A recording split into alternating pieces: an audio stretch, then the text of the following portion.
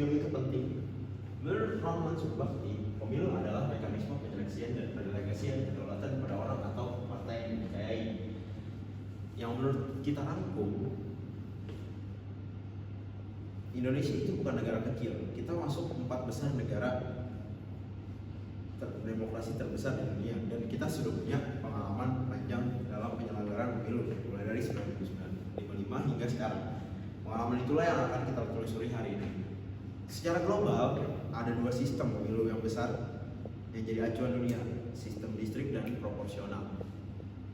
Sistem distrik itu simpel, satu daerah pilih salah satu wakil, yang menang ambil semua. Dipakai di Amerika, Inggris, serta India dan negara-negara belahan lainnya.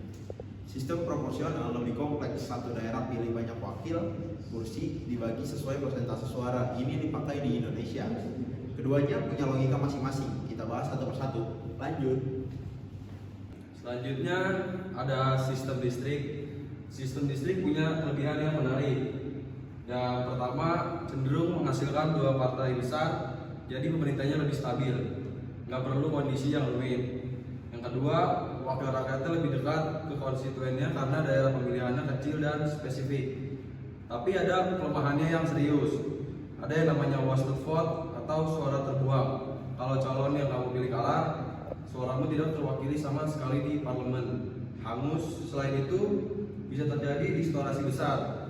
Partai bisa dapat 40% suara tapi cuma dapat sedikit kursi. Lanjut. Selanjutnya ada sistem proporsional. Nah, sistem proporsional hadir untuk menjawab kelemahan tadi. Prinsipnya itu kayak setiap suara punya bobot yang setara. Hampir tidak ada suara yang terbuang, dan semua kelompok, etnis, agama, ideologi punya peluang masuk parlemen. Untuk Indonesia yang terdiri dari ratusan suku, bahasa, dan agama ini sangat relevan. Lanjut. Nah, di sini ada timeline perjalanan pemilu Indonesia. Sekarang kita masuk ke sejarah Indonesia. Indonesia sudah melewati 4 era besar dalam perjalanan pemilunya.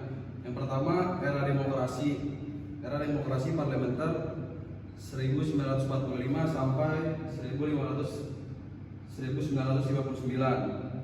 Ini era paling bebas awalnya. Kedua, demokrasi terpimpin dari 1999 sampai 1965, pemilu tidak ada sama sekali. Tapi hasilnya sudah bisa ditebak. Dan keempat, era reformasi 1998 sampai sekarang, inilah demokrasi yang mulai beneran. Oke, selanjutnya ada pemilu 1955. Di sini pemilu sering disebut sebagai yang paling demokrasi dalam sejarah Indonesia.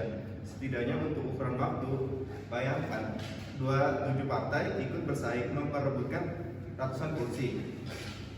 Terus empati partai besar NU, PNI, Masyumi, dan PKI menguasai sekitar 77 suara.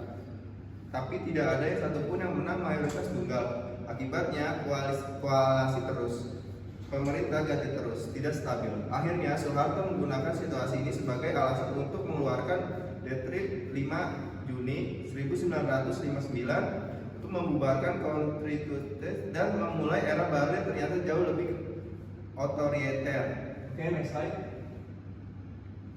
Terus selanjutnya ada demokrasi Terpimpin.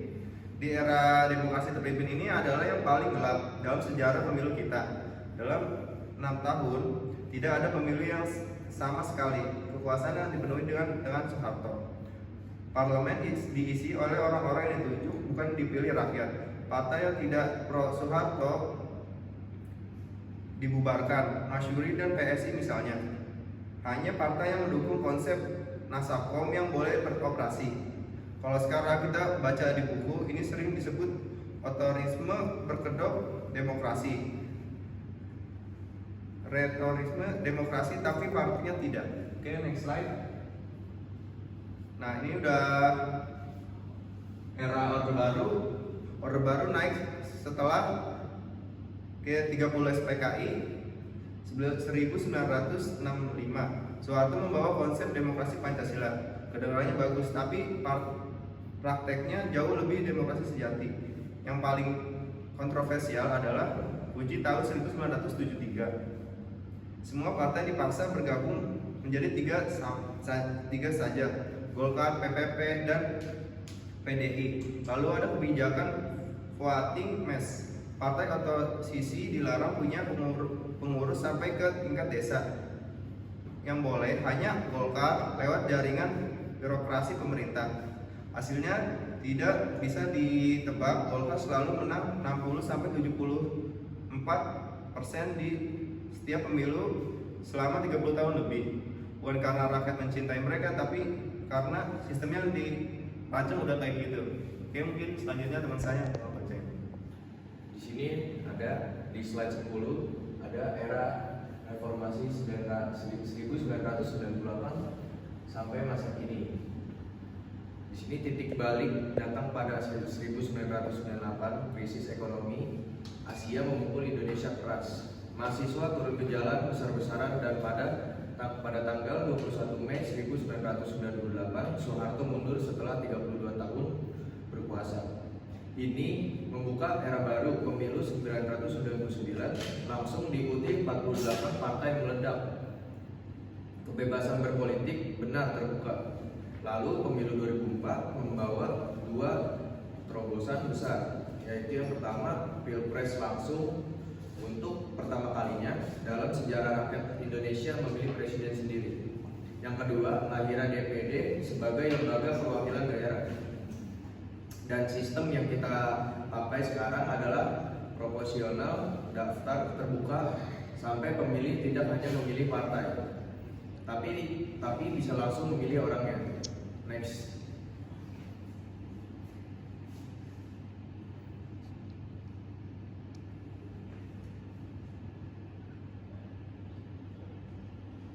Di sini ada slide 11, yaitu tantangan masih ada. Meski sudah banyak kemajuan, kita harus jujur ada tantangan serius yang belum terlestarikan. Pertama, politik uang. Di sistem daftar terbuka ada persaingan antar calon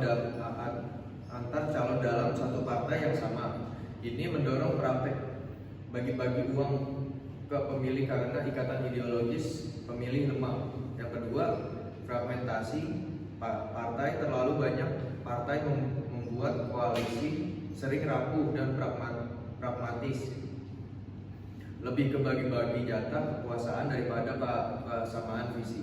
Yang ketiga, akutabilitas wakil rakyat yang masih rendah. Banyak yang lebih takut sama partai daripada yang pemilih yang mereka pilih. Dan keempat, soal kualitas caleg. Masih ada yang masuk parlemen bukan karena kapasitas, tapi karena modal uang atau popularitas semata. Next. Di sini ada slide 12, ada rekomendasi ke depan. Lalu apa yang bisa Anda lakukan?